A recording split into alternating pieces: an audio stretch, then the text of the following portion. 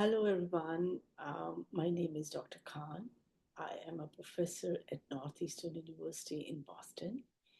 I teach courses in international business and global leadership. And today we are discussing a topic international relations and global governance. So, here I would like to share my PowerPoint with you. So, I will start with that what is what does it mean, international relations and global governance? So, okay, so international relations is the study of interactions between countries, that how independent or sovereign countries are playing their roles on global scale. So, international relations also explores the influence of global factors such as culture, power struggle among nations, environmental issues, the rise of technology. The reason that I'm talking about rise of technology, because technology is not just improving or increasing, but it is multiplying at a very exponential rate. And as a result, while it is solving many problems, it is creating many challenges as well. So, technology is an important highlight when we are talking about international relations. So, all these factors are influencing international policies. Besides that, we should know that international relations in modern age is not simple anymore. Rather, it combines political structures, history, economics, and international law to understand the complexities of global affairs. Second thing is global governance. When we talk about governance, it means that how the process of decision making and other processes are taking place at the top level. We should know that decision making in one country may affect tremendously, hugely, its global partners. So means again that the decisions making at the top level, at the leadership level in one country, may affect its global partners in other parts of the world. So here I would like to give the example of China, where China is considered as an American business partner, in a way that there are many American business organizations that have their manufacturing facilities in China. So during what happened was that during President Trump's last term, not this term, he implemented tariffs on Chinese goods as part of a broader trade war aimed at addressing trade imbalances. By trade imbalances, I mean that imports from China to America is way bigger, way greater than American exports to China. And President Trump in the last term was trying to balance it out. So, this move led to significant concerns among American companies with manufacturing operations in China, because high tariff will increase the cost of imported components and materials.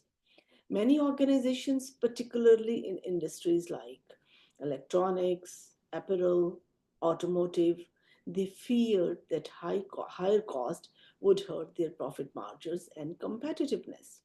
And also, we should know that if businesses are have to increase their prices, eventually it's the consumers, it's the users, it's the people, those who are using their products, they will get hurt.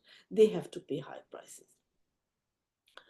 So, though some companies explored shifting their supply chains to other countries to avoid the tariff, but the process was costly and complicated. It's not easy to move your manufacturing facilities from one place, from one country to another country. So ultimately, while tariffs aimed to pressure China, they also created challenges for US companies with ties to Chinese manufacturing. So it means that leadership And governance at the top level will affect states' interest and states' relationships with its global partners. So, at governance level, leadership's decision making should be very careful. It should be very mindful of the outcomes of the decisions they are making, that if these decisions are making positive or negative impact on their global partners. Now, I'm taking you to the next slide, which is about international relations and the impact of global governance. Uh, we will discuss that how international relations and global governance is creating impact on modern day world. When we see institutions and organizations becoming successful, it is not difficult to understand that credit goes to the progressive policies and vision of leadership that is leading the institution from the top. So it means that governance plays an important role in shaping policies, maintaining stability, providing security by its effective decision making process. So, in modern day world, the role of global governance is to develop strong policies on issues like human rights, like environmental sustainability, and economic development. So, as we can observe, today's world is highly interconnected, and organizations are constantly seeking locations in other countries where they can help, where they can tap into the right potential of human resource. Not only human resource, they are trying to enter countries where they can tap into the right potential of human resource, factor conditions, and supporting industries to leverage for their advantage. Two major examples on this regard are China and India. Why people would like the organizations, the industries would like to land in China or India? Because as you see, that China provides a large workforce at a lower labor cost, while India offers highly skilled, tech-savvy professionals at more affordable rates. I'm giving you example of Microsoft and IBM. Microsoft pays its engineers and technicians in India only half of what the employees earn, the company's headquarters in Seattle, Washington.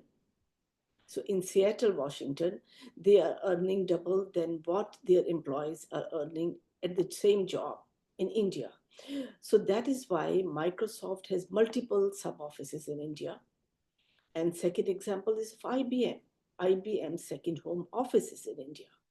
These sub offices and location in India are significantly enhancing the productivity of these operations. With access to skilled workforce and strategic location, these offices play a key role in streamlining operations and driving innovation. As a result, both companies are able to deliver more efficient solutions to their global markets. And in that way, we can say that interconnectedness of multinational organizations is very obvious and providing um, beneficial results at global scale. Now I'm taking to next slide where we are talking about global alliances. So as we have discussed about interconnectedness of countries, so the pattern of integration and cooperation which each other is very obvious. We see emergence of many global organizations. What are these organizations? European Union, ASEAN, NATO, Arab League, G7 countries, and many, many other regional and global organizations. European Union is being very effective in supporting Eastern and Western Europe have joined hands and they are supporting for economic growth of the region. Though even after Brexit means even after Britain came out of European Union is still working very effectively. ASEAN is Association of Southeast Asian Nations. NATO is North Atlantic Treaty Organization is between America, uh, Canada and Mexico, and Arab League and G7 countries. So, as a result, we see the world is increasingly resembling a global village where countries from different regions are forging regional treaties, partnerships, and alliances. These developments highlight the growing interdependence and interconnectivity between nations across the globe. It means that globalization has driven this shift, and this shift continues to create both opportunities and challenges. Countries are coming together to collaborate, yet at the same time, they are competing fiercely in political, economic, and military areas. We see unity and competition together. Competition is there to get the maximum advantage of resources available to parties involved. Next slide is changes in economic policies. Why countries are moving to change the economic policies at global scale. So, while we are talking about open door policies and we are talking about interconnectedness, I would like to share example of couple of countries. The one country is China, one of the biggest manufacturing facility in the world at this point. So what happened in China that in after the death of Chairman Mao in 1976, in 1978, the Chinese government decided to break with Soviet style economic policies. What is Soviet style economic policies? Means the policy of isolation, closed door policy. So Chinese government decided to break with Soviet style economic policies by gradually reforming the economy according to free market principles and opening up trade and investment with the West, in the hope that the world that in connection with the world or investment with the West would significantly increase China's prospects for economic gains. So China's story of economic growth started with one of Communist Party leaders, Deng Xiaoping. Deng Xiaoping was a visionary leader who recognized the urgent need for economic reforms to prevent China from failing into a severe or falling into a severe economic crisis. He argued, Deng Xiaoping argued that Communist Party leadership to adopt an open door policy, emphasizing that China's limited resources and its massive population were inadequate to sustain growth without change. So change was important at that point to come out of the status quo. According to Deng, if China continued down its current path, it would face worsening economic instability. So, his insights into the challenges of modernizing China's economy helped shift the economy towards a more open market oriented approach. As a result, the leadership took his advice seriously, initiating comprehensive reforms and reshaped China's economic landscape and set it on a path of rapid growth. And I would say that President Xi Jinping supported the reform. So, in the stark contrast, what is happening with North Korea? North Korea believed in the policy of isolation. However, while China embraced economic reforms and engagement with the world, and North Korea realized that it's remained in isolation due to its political system and historical circumstances. So, in recent history, North Korea is making efforts to establish diplomatic relations with countries like Russia. That suggests that there may be realization in North Korea that economic survival depends on building cooperative relationships with other countries. So, despite these steps, North Korea continues to face significant challenges as it seeks to balance its desire for security with the need for economic development. Here I'm taking to role of international organization, which is a very important role these organizations are playing. So the role of international organizations cannot be overlooked. Institutions like the United Nations organizations, The International Monetary Fund, the World Bank, the World Trade Organizations, all these organizations play a critical role in shaping global governance. These organizations are designed to address a wide range of global challenges, from economic stability to human rights, peace and security, and sustainable development. United Nations plays a vital role in maintaining global peace and security by fostering diplomacy, conflict resolution, and humanitarian aid. It provides a platform for international cooperation on issues like climate change, human rights, and sustainable development. The International Monetary Fund, on the other hand, supports global economic stability and offering financial assistance to countries in need, helping to stabilize currencies and manage debt. It also provides policy advice and promotes economic reforms to enhance global growth. The World Trade Organization also facilitates international trade by establishing a set of rules that reduce barriers to trade and resolve disputes between countries. And also, World Trade Organization is an international organization that regulates and facilitates global trade by ensuring that trade flows as smoothly, predictably, and freely as possible. It provides a platform for member countries to negotiate trade agreements and resolve disputes. So the World Trade Organization monitors trade relations by reviewing trade policies of its members and ensuring compliance with agreed rules. For example, when a country imposes tariffs on trade barriers that violate World Trade Organization agreements, other members can challenge these actions through dispute resolution mechanisms. So there is a solution for those countries. The World Trade Organization also offers technical assistance and training to help developing countries implement trade rules effectively. So to gather all these organizations, what I mentioned, and there are many other organizations, they contribute significantly to fostering global collaboration, economic stability, and peace. Now, in my concluding slide, I would like to say that what international relations and global governance contribute to stability and peace in the world.